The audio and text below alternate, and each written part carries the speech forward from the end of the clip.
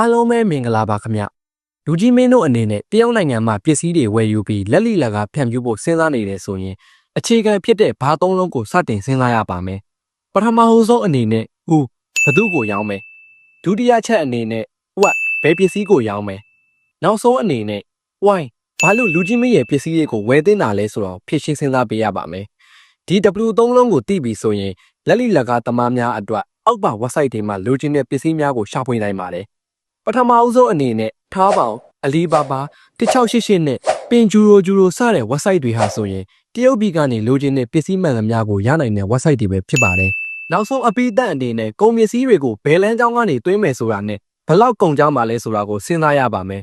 ပစ္စည်းတည်လို့ရတဲ့လမ်းကြောင်းတွေကတော့ရွှေလီမူဆယ်မြဝတီတာချီလိမ့်နဲ့မိုင်းလာစတဲ့လမ်းကြောင်းတွေရှိပါတယ်ဒါဆိုရောင်းရမယ့်ပစ္စည်းတွေလည်းတွေ့ပြီးဝယ်မဲ့သူတွေကိုလည်းသိပြီးပစ္စည်းရဲ့အားသာချက်ကိုလည်းစဉ်းစားပြီးတွင်းရမယ့်လမ်းကြောင်းကုန်ကြစိတ်လည်းတွက်ချက်ပြီးပြီဆိုရင်ကျွန်တော်တို့ Trade application မှာပစ္စည်းဝယ်ယူမှုတွေအတွက်ကူညီဆောင်ရွက်ပေးပါရစေ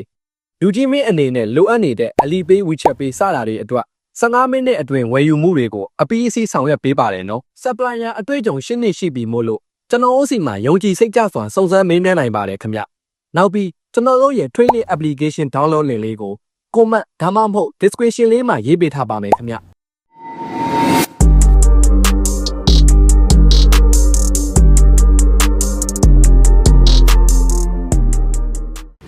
Trade it to the south.